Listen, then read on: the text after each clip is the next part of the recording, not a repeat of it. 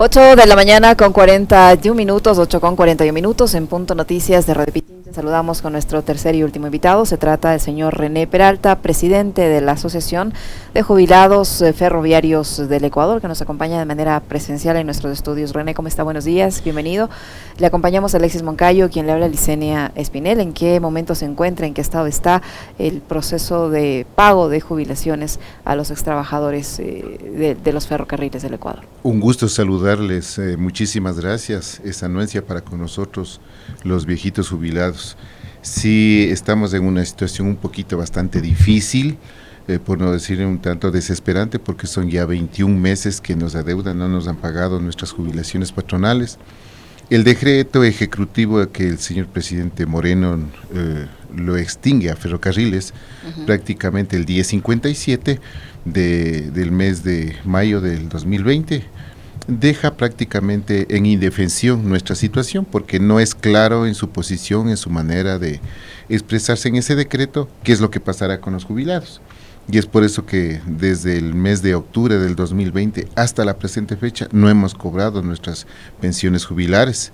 Se ha hecho todos los acercamientos posibles al sector público, a las diferentes entidades, Ministerio de Turismo, Obras Públicas, Finanzas, la misma Presidencia de la República, se ha hecho Ferrocarriles igual, pero hay tanto tecnicismo, no sé en qué es lo que ese proceso se atranca para que de alguna manera se avisore una solución en lo nuestro. Al inicio este decreto decía que pasábamos la nómina de jubilados al Ministerio de Turismo, se hizo modificaciones al decreto, se amplió tiempos, se hizo 2 o 3 modificaciones, pero nunca se dijo nada en favor nuestro.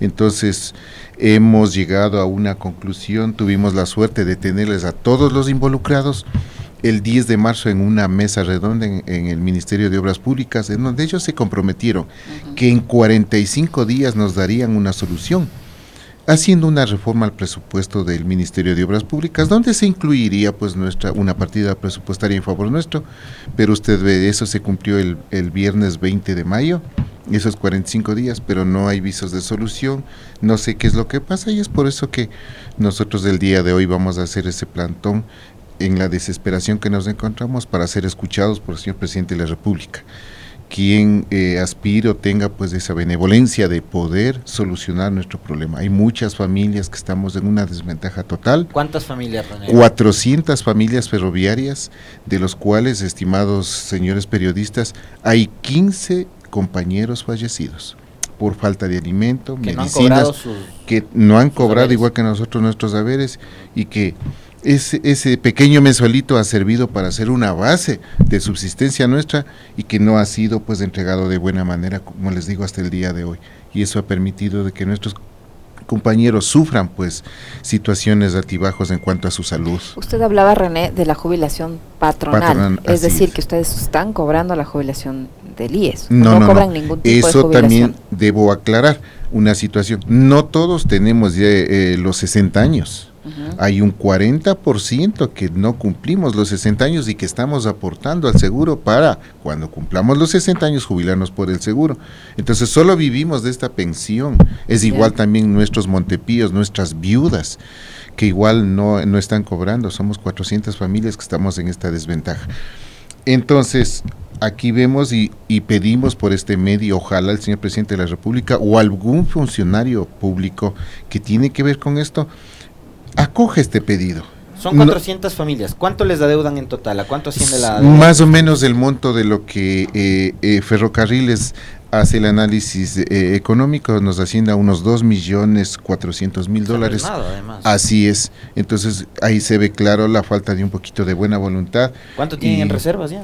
Casi 10.000. 10.000 millones de dólares, son 2 millones que tienen que destinar para el... Nos han dicho que prácticamente en esta reunión que hay que hacer una reforma al presupuesto 1057.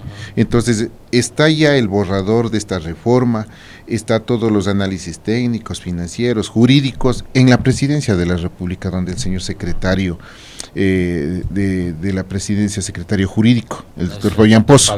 Sí, está ahí para que por favor el señor presidente firme esta reforma al decreto y con eso solucionaríamos el problema. ¿Y qué permitiría hacer esta reforma? Supongamos que el presidente de la República atiende el pedido de ustedes, firmen esta reforma y con eso, ¿qué les permite hacer? Inmediatamente todo el expediente va a finanzas para que hagan ahí el análisis económico que está presentado por parte de Ferrocarriles y eso se transfiera a la cuenta del Ministerio de Obras Públicas para que procedan al pago. Eso es, mis estimados, y una vez más, en nombre de las 400 familias ferroviarias, agradecerles por esta oportunidad para hacernos escuchar, porque hemos golpeado puertas, pero no nos responden. Hace unos días le escuchaba al ministro de Transporte y Obras Públicas, al arquitecto Marcelo Cabrera, hablar de la posibilidad de reactivar nuevamente el ferrocarril del Ecuador. El presidente de la República, en su informe a la Nación, habló de un proyecto llamado el tren multipropósito, alguna cosa por el estilo.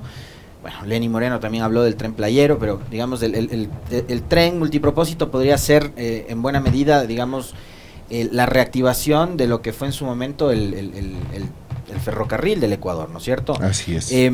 Ustedes quizás han hablado sobre este tema con las autoridades del Ministerio de Transporte y Obras Públicas, pensando, René, le suelto esta inquietud, en la posibilidad de quienes, por ejemplo, no han cumplido los 60 años o no han cumplido con lo que demanda el IES para que puedan acceder a la jubilación, reintegrarse a sus puestos de trabajo una vez que esta empresa fue liquidada en el gobierno anterior. Mire, nosotros nos hemos puesto, y lo hacemos públicamente, como ferroviarios, que hemos seguido una carrera ferroviaria, que conocemos, nosotros nos hemos puesto a la disposición para poder colaborar dentro de este proyecto, porque en la sangre llevamos a ser ferroviarios y aquí hay un punto fundamental que yo le veo, la generación de fuentes de empleo. Entonces nosotros estamos empujando para allá también y creo que todos los ecuatorianos, porque sería el único estado en el mundo que no tenga ferrocarriles, porque cuando usted va a un país donde hay desarrollo, donde hay pujanza y usted ve andenes ferrocarrileros, ¿qué es lo que se hace la idea? Hay desarrollo, hay trabajo, hay oportunidades. Entonces nosotros estamos empujando para allá también. Si hay esa expectativa por parte del señor presidente de la República, el ministro de Obras Públicas, estaremos para apoyarles. No, quizá nosotros ya estamos con nuestra edad, pero hay gente preparada, joven, técnica, de las universidades, de las politécnicas, que ellos tranquilamente acogerían nuestra situación si nos permiten, por ejemplo, darles unas charlas ferroviarias, el reglamento ferroviario, cómo está constando, por ejemplo, el asunto de mantenimiento, lo haríamos, porque somos técnicos en ese sentido, lo haríamos sin lugar a dudas para que esto salga adelante por el desarrollo del país y por las oportunidades de trabajo, incluso para nuestros mismos congéneres que son preparados y están a un buen nivel de dirigir esta empresa. René, ¿fue justificado el cierre de ferrocarriles teniendo en cuenta este repunte que tuvo, esta reactivación tan importante que generó en varias áreas el poner nuevamente en marcha el sistema de ferrocarriles ecuatoriano? Mire, lo que sí en forma personal tengo que decirles es mi opinión, porque sería con mi asociación de analizar para una respuesta profunda.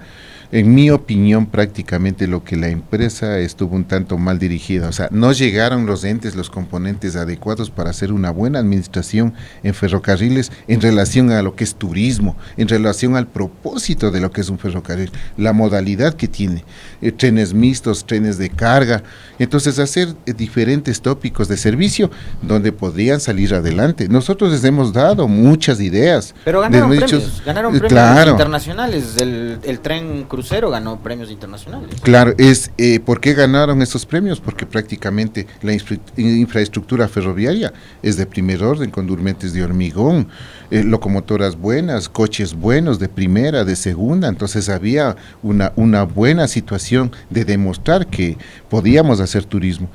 Como les digo, simplemente algo pasó en cuestión administrativa, que por ahí hubo algún desliz, o a lo mejor también en el gobierno no quiso apoyar la empresa, a lo mejor que hubo alguna situación que no tocó en relación a una proyección hacia futuro, entonces por ahí creo que hay una deficiencia que miren en lo que caímos. Entonces, pero hay personas que tienen un poquito más allá de, como se dice, miran de sus narices y saben lo que significa repotenciar una empresa de ferrocarriles.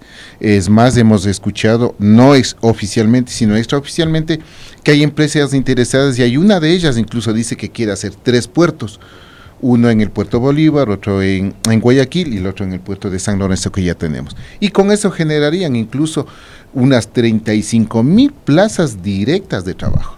Es lo que necesitamos. ¿Y cuántas más indirectas movimientos? Utilizando la infraestructura y la vía férrea que se rehabilitó en las administraciones pasadas. Incluso quieren ellos ampliarse más, o sea, modernizarle, ampliándole la trocha para hacer traslado de alto calado.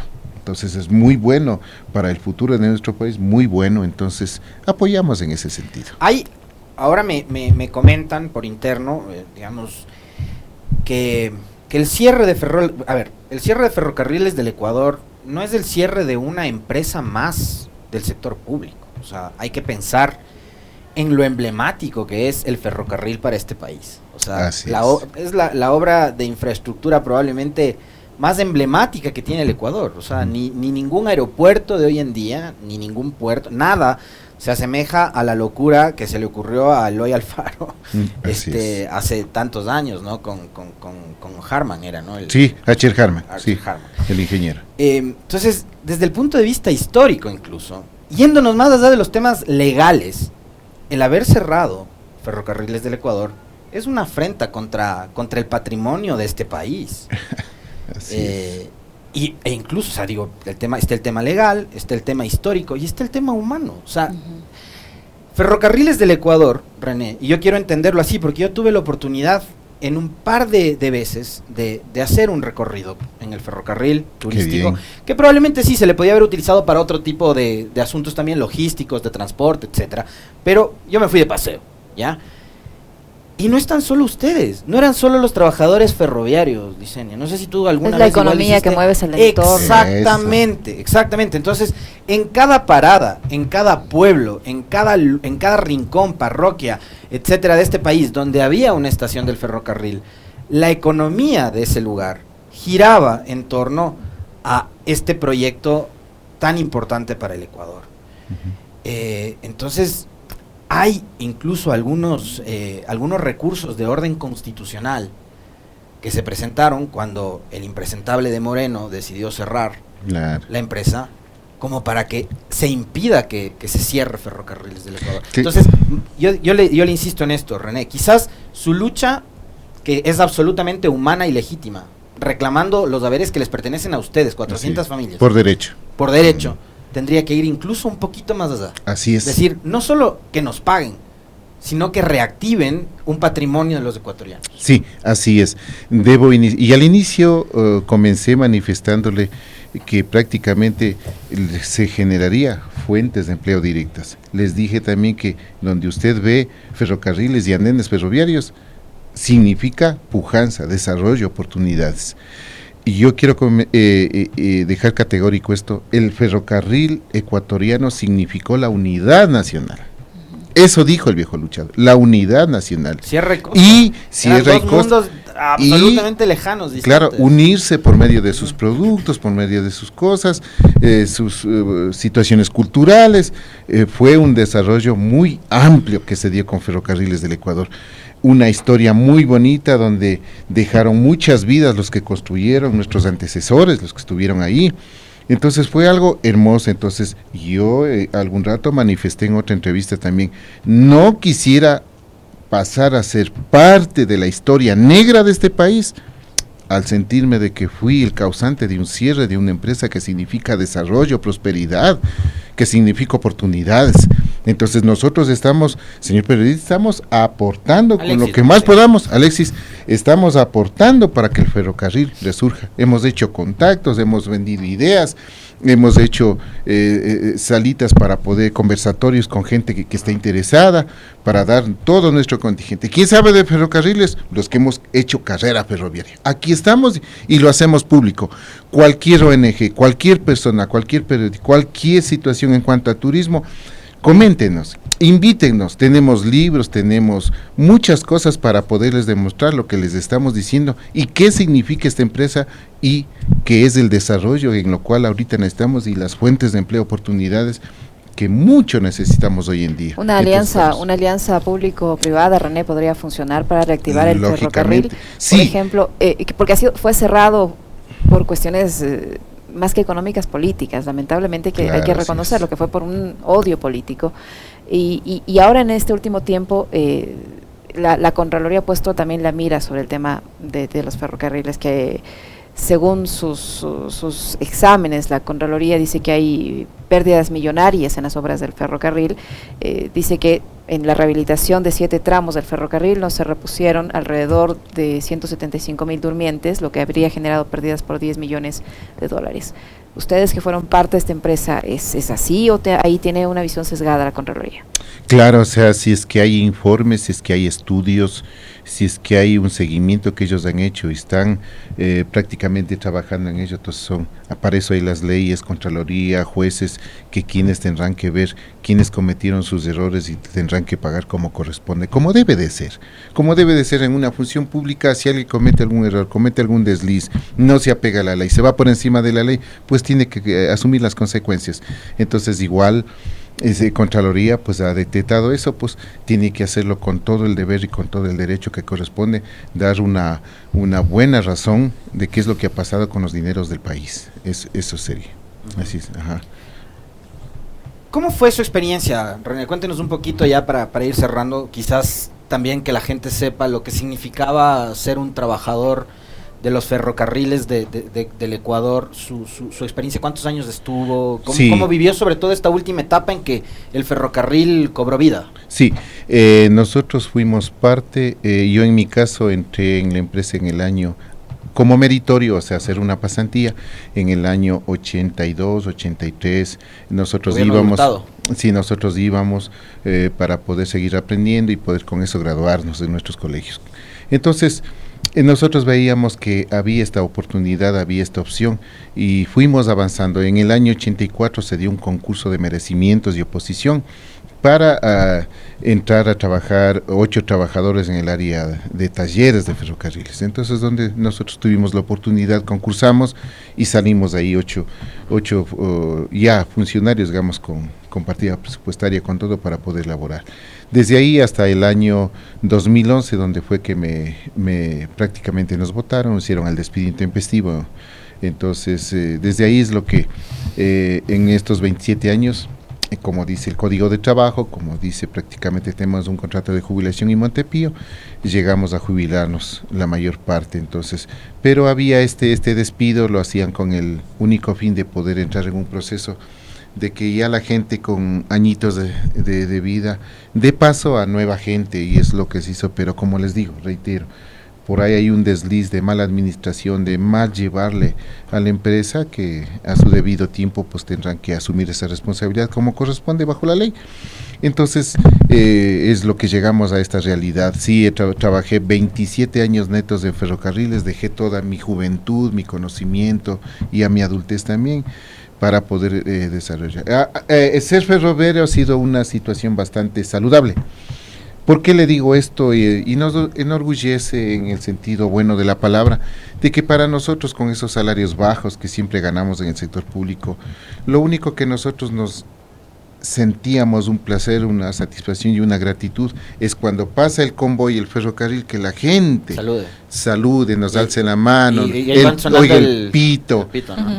Entonces ver, sacarles una sonrisa. Era una tradición, ¿no? Por donde sea que pasaban, la gente saludaba al ferrocarril y les comento, yo tuve la oportunidad les comento una experiencia muy bonita. Yo estuve en Alausí una ocasión, en el año 93, estuve en Alausí, y vino un grupo desde México, turistas, y con una persona que les dirigía muy bien, pero que tenía un estudio en relación para lo que es psicología y tanto de eso. Entonces le decía yo, ¿y cómo así están ustedes por acá? Muchas gracias por haber venido. Me decía, nosotros, es una terapia para nosotros el tren de ustedes, ir encima de los vagones y el movimiento, y que para atrás, para adelante, para el norte, para el sur, esa terapia, más lo que usted ve, más el campo, la vegetación, la gente, la adrenalina, eso dice para muchos. Prácticamente nos ayuda a botar el estrés, esa carga de lo que es la ciudad, desde la selva de cemento, es algo bonito, es algo hermoso, y por eso estamos acá y venimos todos en siempre 2 veces al año con grupos para que se destresen y salgan adelante. Entonces, pues, nuestro ferrocarril, como el ferrocarril más difícil del mundo, ha sido tirado a nivel internacional.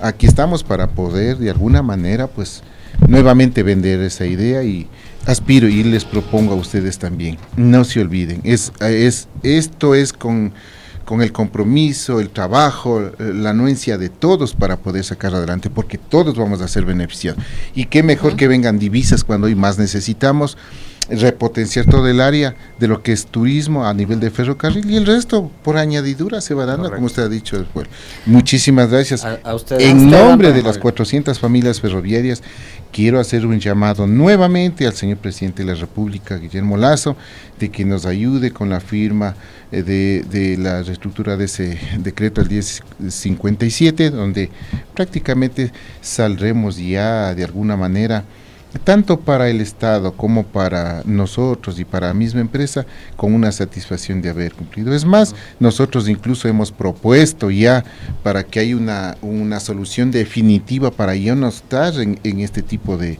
acontecimientos cotidianos. Hemos propuesto incluso de que si llegamos a un entendimiento, se podría también, ¿por qué no?, llegar a una negociación de la jubilación patronal a través del Fondo Global. Vamos a estar pendientes. Entonces, también. de una vez, amable. O sea, finiquitamos esa situación y todos en paz, y a desarrollarle al país. Muchas gracias, un lindo día, y cuando ustedes decidan estaremos aquí para poder conversar. Qué gusto.